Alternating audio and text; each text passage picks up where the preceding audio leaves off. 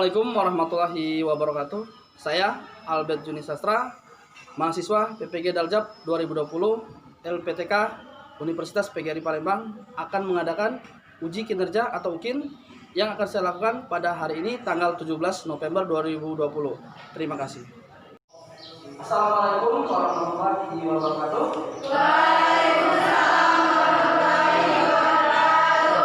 Selamat pagi. Sebelum kita mulai pelajaran hari ini, silakan kelasnya pimpin doa terlebih dahulu ya. Seluruhnya siap, doa mulai. Berdoa selesai. Beri salam beragu.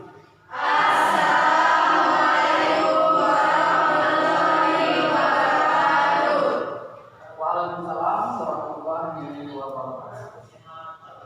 Bagaimana kabar kalian hari ini? Alhamdulillah. Semoga kita selalu dilindungi oleh Allah Subhanahu wa taala, sehat jasmani maupun rohani. Oke, sebelumnya Bapak minta terlebih dulu. Tolong jika ada sampah nanti dibuang dulu. Jadi kebagiannya yang melengkapi silakan diambilkan. Tambahnya di Ya, silakan dibawa ke bawah.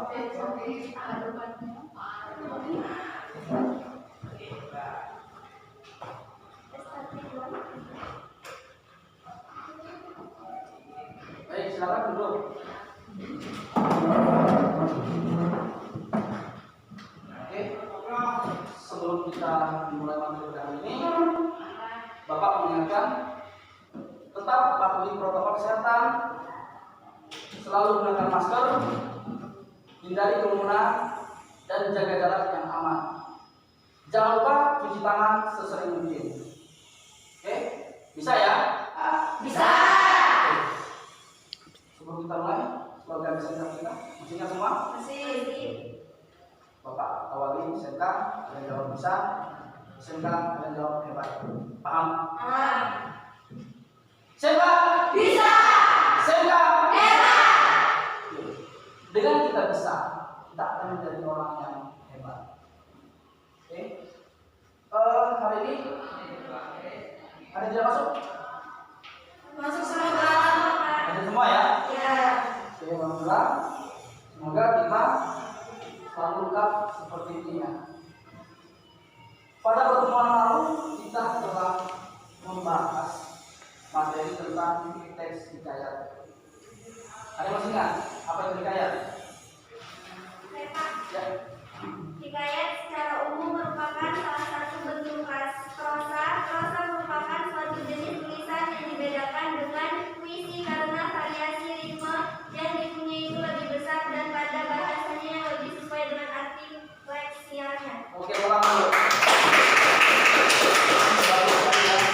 Nah, pada pertemuan kita pagi hari ini, kita akan membahas materi teks laporan hasil observasi. Oke, sebelumnya Bapak sampaikan dulu keadaan kita, yaitu 3.1 memahami laporan observasi berkaitan dengan bidang pekerjaan yang dipresentasikan dengan lisan dan tulisan. Oke, untuk indikatornya, yang pertama menuliskan ciri-ciri teks laporan hasil observasi yang dipresentasikan dengan lisan dan tulisan. Yang kedua, menjelaskan struktur teks laporan hasil observasi yang dipresentasikan dengan lisan dan tulisan. Oke, paham sini?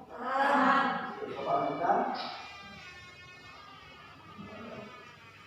Ya, untuk tujuan kalian belajar pada hari ini tentang laporan hasil observasi. Yang pertama, kalian harus mampu menyebutkan 5 ciri teks hasil observasi dengan tepat setelah diberikan contoh oleh saya, Bapak ya.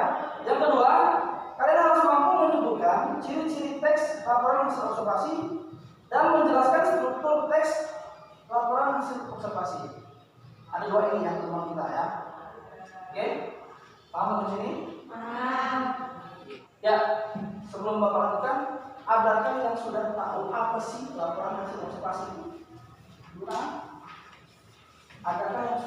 membaca atau sudah pernah mendengar? Ya, Saya, Pak. Oke.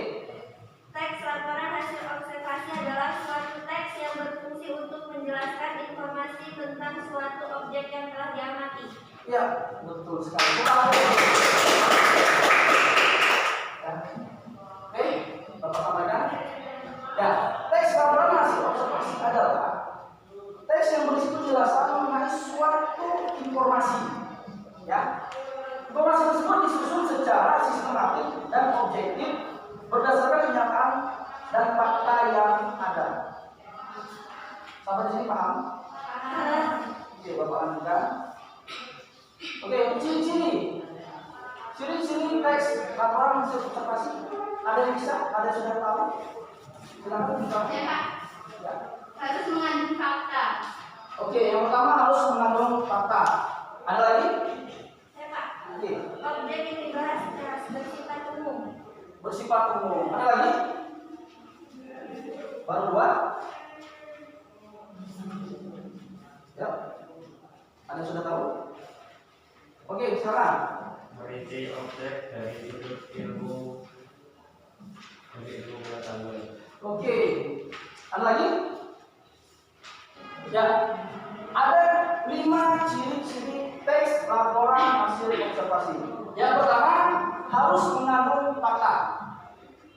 Maksudnya, jadi harus mengandung kebenaran, tidak hanya opini atau pendapat. Ya. Yang kedua bersifat objektif. Maksudnya pasti bisa diyakini dan kita yakin akan laporan itu. Yang ketiga ditulis lengkap dan menyeluruh. Yang keempat tidak memasukkan aspek penyimpangan, mengandung rasa takut keberpihakan. Nah, di sini istilah ciri-ciri yang paling penting dan tidak menyimpang dan tidak mengandung prasangka yang atau keberpihakan terhadap apapun ya. Yang terakhir disajikan secara menarik, jelas dan logis.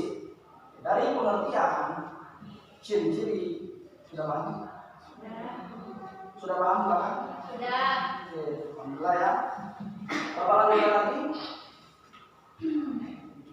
Ya. Di laporan hasil observasi ada tujuannya. Coba sampaikan, ada yang nomor satu. Siapa? Ya, Pak. Kamu dulu ya. Untuk penelitian. Oke, untuk penelitian. Maksudnya teks ini benar-benar kita gunakan untuk penelitian atau untuk mengamati. Yang kedua, ya. Jadi tujuan dari teks laporan hasil observasi ini digunakan untuk memberikan informasi terbaru yang paling aktual.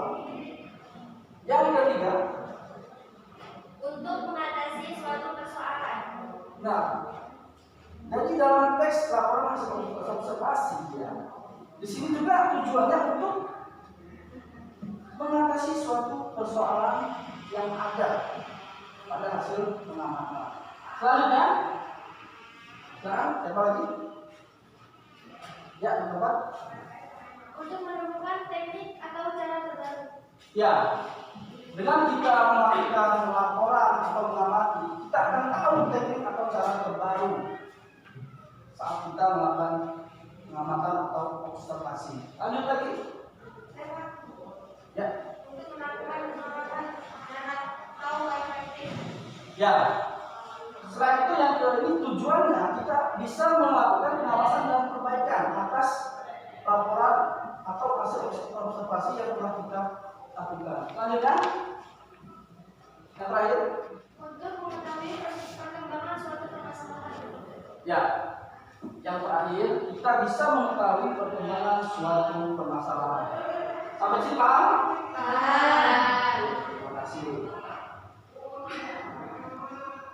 Ya, di dalam laporan hasil observasi ada struktur yang akan kita pelajari pada pagi hari ini. Yang pertama ada definisi umum. Ya, silakan siapa yang dapat? Ya. Definisi umum yaitu terdapat pembukaan berisi pembuka atau informasi secara umum hal yang akan disampaikan. Bagian ini berisi hal umum tentang objek Haji menjelaskan secara garis besar tentang objek tersebut. Ya, bisa ulangi.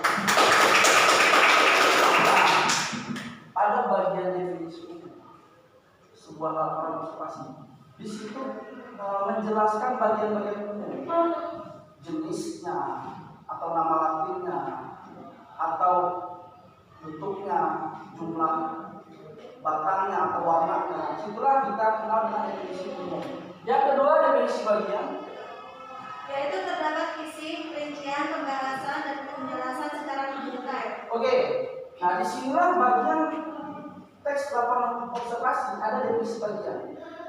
Di sana menjelaskan bagian-bagian yang kita amati. Seandainya pohon atau seandainya tanaman, di situ dijelaskan daunnya, akarnya, secara lebih rinci.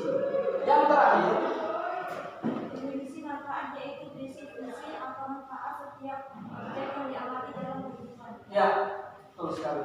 Nah yang terakhir ini berisi fungsi atau manfaat dari suatu benda atau suatu tumbuhan yang kita amati. Di situ dijelaskan manfaat dari barang atau benda yang kita amati di sini. Sampai di sini paham betul? Terus ya. Oke, sekarang bisa tampilkan sebuah contoh teks laporan hasil observasi yang berjudul bunga matahari. Silakan saya bapak minta bacakan definisi. Definisi umum dari bunga matahari. Bunga matahari memiliki bahasa ilmiah Helianthus sanus yang berasal dari suku Asteraceae atau Kinikir-Kernikiran. Untuk klarifikasi ilmiah yang lebih lengkap, bunga matahari berasal dari Pseudomestea, ordo Asteraceae, suku Asteraceae, subfamili Helianthidea, bangsa Helianthea, dan genus Helianthus. Bunga matahari sangat populer selain sebagai tanaman hias juga sebagai tanaman bermanfaat lainnya, penghasil cemilan dan minyak. Pohon bunga ini biasanya besar sangat dengan bunga berwarna kuning terang dan diameter bunga yang mencapai 30 cm. Yang unik dari bunga matahari adalah perilaku bunga yang selalu mengikut gerak matahari. Perilaku ini biasa disebut dengan heliotropisme. Yang menjadi kelebihan lain dari bunga matahari ini adalah dijadikan sebagai bunga nasional di Ukraina. Tidak hanya itu, bunga ini bahkan menjadi bunga resmi dari salah satu negara bagian Amerika, tepatnya negara bagian Kansas. Oke, ulangi. Teks laporan hasil observasi yang berjudul bunga matahari. Nah, disinilah kita bisa melihat definisi umum dari bunga matahari. Itu baik sukunya atau nama latinnya, terus jenis apa, bisa mencapai berapa senti. Nah, disitulah kita kenal dengan definisi umum. Tahu bunga matahari itu apa? Pernah makan kuaci? Itu jadinya kuaci. Oke? Paham ya? Udah pernah lihat bunga matahari? Sudah. Oke, sekarang Bapak lanjutkan definisi manfaat. Definisi manfaat bunga matahari. Dalam proses budidaya bunga matahari sendiri biasanya dibedakan menjadi 4 proses budidaya: kelompok budidaya atau biasa disebut kultivar. Ini dibedakan berdasarkan tujuan akhir dari proses budidaya itu sendiri. 4 kultivar tersebut dibedakan menjadi budidaya untuk menghasilkan minyak. Proses budidaya ini biasanya mengincar biji sebagai hasil akhir. Bunga matahari yang dikembangkan dalam budidaya ini adalah bunga yang memiliki cangkang biji yang berisi. Bunga matahari tipe ini biasanya memiliki kandungan minyak sebesar 400 sampai 52% dan untuk menghasilkan 1 liter minyak dengan bunga tipe ini biasanya dibutuhkan 60 bunga majemuk. Budidaya untuk pakan ternak biasanya mengincar daunnya untuk dijadikan pangan ternak. Tipe bunga yang dipilihnya bisa yang berbunga kecil dan daun yang lebih banyak. Selain untuk pakan ternak, biasanya daun bunga matahari juga bisa jadikan pupuk hijau. penanaman buku tanaman hias biasanya mementingkan. Oke. Nah, terima kasih yang pertama untuk kawan. Definisi manfaat di sini sangat jelas ya, bahwa bagian teks ini menjelaskan manfaat dari bunga matahari. Bisa untuk minyak, bisa untuk makan ternak. Jadi itulah kita sebut dengan bagian definisi manfaat. Paham sampai sini? Paham. Lanjutkan yang terakhir, definisi bagian. Oke, Pak. Definisi bagian bunga matahari. Bunga matahari sebenarnya berasal dari Amerika bagian utara, lebih tepatnya di Meksiko. Tinggi yang bisa dicapai oleh bunga matahari ini mulai dari 3 sampai 5 meter, tergantung dari jenis varietasnya. Daun yang dimiliki bunga matahari berbentuk tunggal dan lebar, dengan batang yang berambut kasar tegak dan biasanya tidak bercabang. Bunga matahari adalah salah satu bunga yang memiliki susunan majemuk dan memiliki 2 tipe bunga, bunga tepi dan bunga tabung. Bunga tabung adalah tipe bunga fertil yang menghasilkan biji, sedangkan bunga tepi atau biasa disebut dengan bunga lidah ini memiliki satu bunga yang berkelopak besar dan memiliki bunga berwarna kuning cerah dan bersifat steril. Bunga tabung memiliki tipe buah berbentuk kurung atau achene. Buah kurung ini maksudnya adalah buah yang sulit dibedakan dan berdinding keras serupa dengan tempurung. Biji yang menjadi sasaran utama budidaya terlindung oleh buahnya dan terletak di dalam. Oke, ulang. Sampai bagian ini sudah paham ya? Bagian strukturnya ada definisi umum, definisi bagian, definisi manfaat. Paham semua? Paham. Oke, baiklah anak-anak semua. Sampai bagian ini sudah paham semua? Sudah. Oke, selanjutnya kalian Bapak bagi kelompok, ada tugas dari Bapak untuk memperdalam pengetahuan kalian tentang laporan hasil observasi. Silakan sini sama sini ya, bergabung. Tolong jaga jarak ya, kita tetap patuhi protokol kesehatan walaupun kelompok tapi kita tetap jaga jarak ya. Ya, sini sama sini. Ini sama sini. Tiga.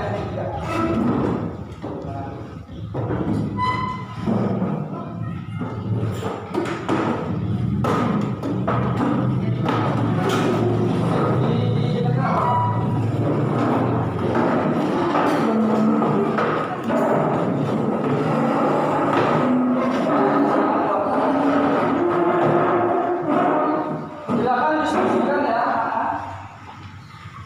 Kalian tentukan semuanya. Silakan diskusikan sama semuanya. Ditulis di buku latihan.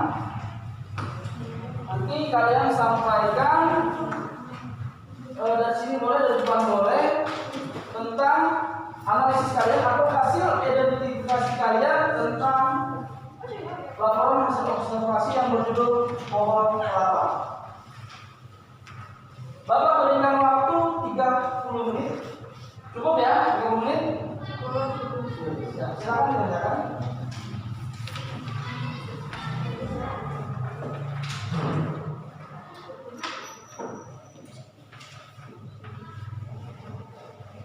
Ya, jika ada yang bingung bisa ditanyakan Bapak.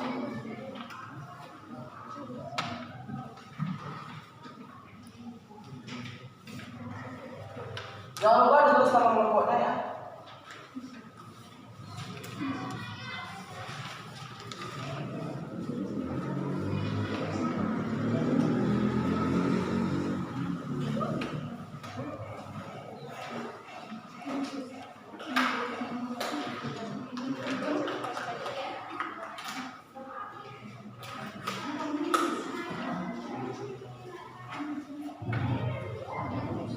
Ya, diskusikan anak-anak semua ya. Jika memang mengalami bingung atau berpaham, tanyakan Bapak. Diskusikan ya. Paham?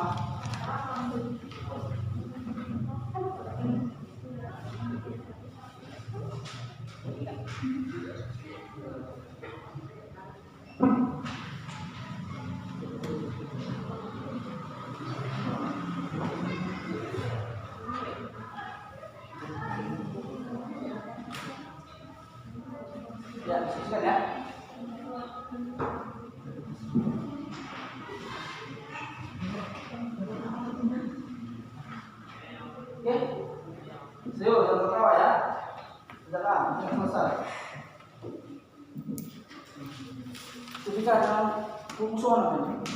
Bisa tidak? Kalau musuhan nanti lanjutkan ini gambar dulu baliknya.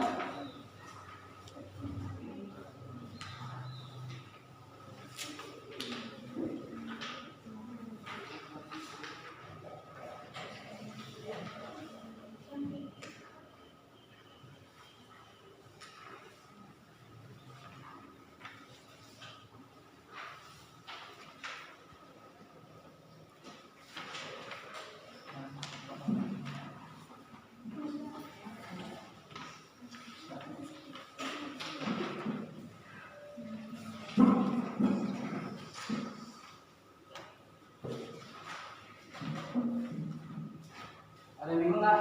Bisa semua ya?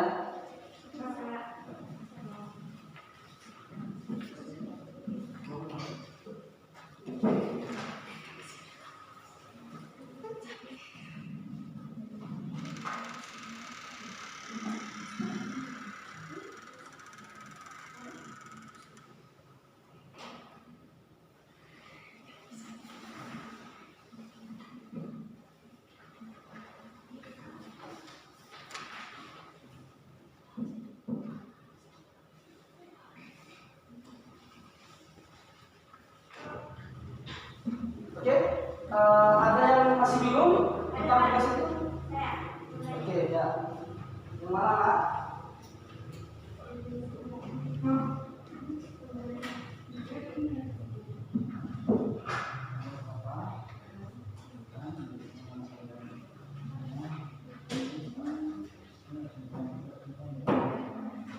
Oke, bisa ya? Bisa.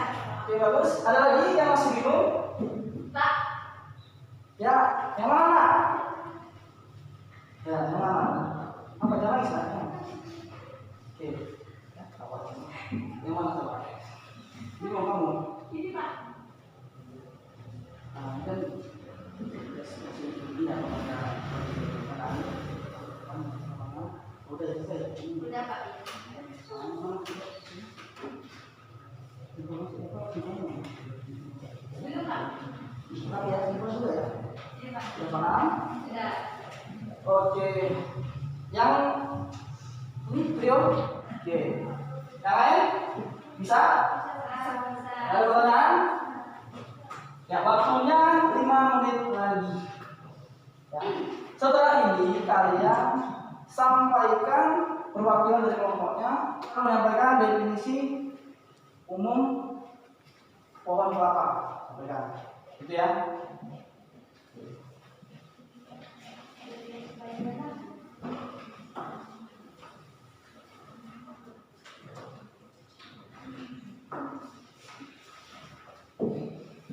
Oke, waktunya sudah habis, sudah 30 menit dan mengerjakan.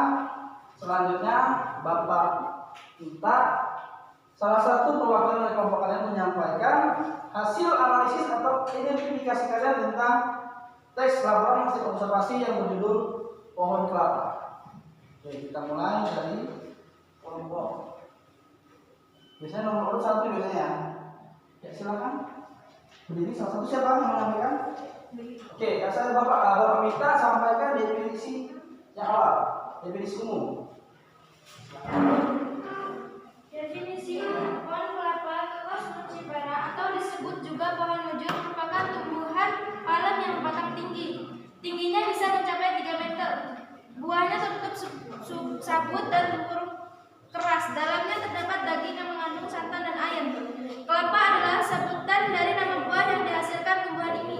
Kelapa menjadi tumbuhan serbaguna karena dimanfaatkan semua bagiannya oleh manusia. Karena banyak manfaatnya, maka tunas kelapa dijadikan sebagai lambang pramuka di Indonesia. Tumbuhan ini diperkirakan berasal dari pesisir Samudra Hindia di sisi Asia, namun sekarang sudah menyebar luas di seluruh pantai tropika dunia. Oke, terima kasih semuanya. Ya, kelompok 1 sudah menyampaikan definisi umum tentang pohon kelapa. Selanjutnya definisi bagian. Ya, kelompok mana duluan? Atau nomor 2 atau yang lain? Saya Pak. Oke, 2 dulu urutan ya. Silakan Bu Gita. Definisi bagian. Bagian tumbuhan ini adalah buah kelapa, batang, pelepah, dan akar. Buah terdiri dari kulit luar, sabut, tempurung, kulit daging, kulit buah, dan air kelapa. Pohon kelapa atau pohon hiur banyak terdapat di bagian tepi pantai. Sudah? Oke, kelompok 2 sudah menyampaikan definisi bagian. Selanjutnya definisi manfaat. Saya Pak. Kelompok berapa itu? Ini dulu ya. Kelompok nanti yang itu bagian kesimpulan, oke? Silakan diri. Definisi manfaat pohon kelapa. Berdasarkan penelitian yang ada, kelapa diyakini bermanfaat untuk menyembuhkan penyakit seperti TBC, luka bernanah, wasir, disentri, dan kolera. Selain itu, buah kelapa bagus untuk pengobatan keracunan karena buah ini dapat menetralkan racun di dalam tubuh kita dan dapat dijadikan sebagai makanan atau minuman. Para dokter gigi juga meyakini bahwa kelapa bisa mencegah gigi berlubang, sedangkan batang pohonnya sangat bermanfaat untuk pembuatan janur. Oke, terima kasih Hesti. Terima kasih semuanya. Nah, kalian dari kelompok lain sudah menyampaikan definisi umum, definisi bagian, dan definisi manfaat pada teks yang berjudul pohon kelapa. Oke, kalian telah bekerja secara kelompok, telah bisa menentukan struktur laporan hasil observasi, telah bisa menentukan definisi umum, definisi bagian, dan definisi manfaat. Sekarang atur posisi seperti semua. Silakan.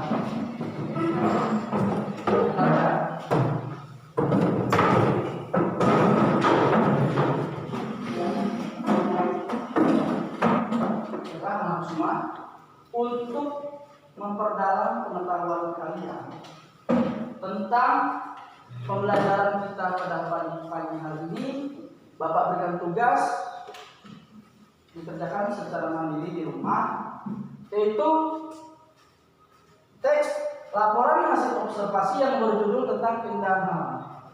Nanti teksnya akan Bapak kirimkan lewat WA Group. Paham menurut ini? Sebelum Bapak akhiri, Bapak minta di antara kalian simpulkan apa yang kalian dapatkan pada pertemuan kita pagi hari ini.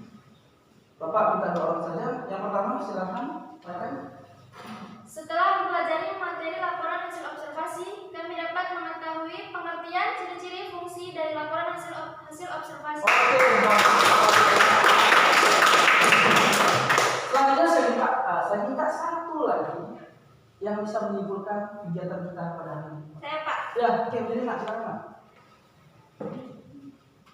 Setelah mempelajari materi hari ini, kami dapat menentukan struktur laporan hasil observasi yang berupa definisi umum, definisi bagian, dan definisi manfaat. Bapak tambahkan lagi. Dengan adanya kegiatan kita pada hari ini, kita dapat mengetahui pengertian, ciri-ciri, tujuan, struktur yang ada pada laporan hasil observasi. Oke, selanjutnya Bapak minta salah satu dari kalian memberikan saran untuk perbaikan kita dalam hal kegiatan pembelajaran kita sehari-hari. Ya, siapa yang bisa menyampaikan? Oke, Dirina, sekarang. Untuk perbaikan kegiatan pembelajaran, menurut saya alangkah baiknya jika setiap kegiatan belajar selalu menggunakan LCD proyektor, karena dengan cara ini kami lebih mudah memahami materi pembelajaran. Oke, Bapak jawab. Mudah-mudahan setiap kegiatan pembelajaran kita menggunakan sarana seperti ini untuk menunjang agar kalian bisa lebih memahami. Tetapi untuk saat ini alat kita masih terbatas. Jadi guru-guru belum bisa sepenuhnya menggunakan alat ini secara terus-menerus karena harus bergantian. Tapi saya yakin untuk depannya semoga sekolah-sekolah kita lebih maju dan lebih melengkapi alat ini agar kita melaksanakan pembelajaran secara nyaman, semangat, dan disiplin. Oke? Ya, sebelum Bapak akhiri, Bapak ada sebuah kata motivasi atau sebuah pesan yang harus kalian tanamkan pada diri kalian sendiri. Ayo kita ucapkan bareng-bareng. Oke, sebelumnya Bapak ucapkan terima kasih telah menjadi siswa yang baik. Oke, terlihat jelas? Jelas. Jadi semua? Jadi semua? Tangan begini. Oke, dan sebuah kata kita bisa karena biasa. Bapak hitung 3, 2, 1. Nanti kita bareng-bareng ya. Suaranya yang lantang. Jadikan ini motivasi untuk kalian ke depannya. 3, 2, 1. Kita bisa karena biasa. Tahan dulu, satu lagi sebelum berakhir. SMK, ya, maksudnya saudara kita. Masih. Bapak mulai SMK ada yang jawab, SMK itu ada yang jawab. Oke, tangan begini lagi, keluarkan suaranya sama. SMK Bisa. SMK Bisa. Putar dulu. Silakan dulu. Terima kasih telah mengikuti pembelajaran pada hari ini dengan baik. Bapak mohon maaf jika ada salah kata, jika Bapak yang kurang berkenan. Bapak ini, wassalamualaikum warahmatullahi wabarakatuh. Waalaikumsalam warahmatullahi wabarakatuh. Selamat siang. Siap. Siap, berdoa mulai. Berdoa selesai. Beri salam kepada guru. Assalamualaikum warahmatullahi wabarakatuh. Waalaikumsalam warahmatullahi wabarakatuh. Terima kasih anak-anak semua ya atas waktunya pada pagi hari ini. Tetap semangat, selalu jaga kesehatan dan patuhi protokol kesehatan. Oke, silakan kalian pulang, langsung pulang rumah, jangan main-main dulu sebelum kalian ganti baju. Paham? Bisa diikuti?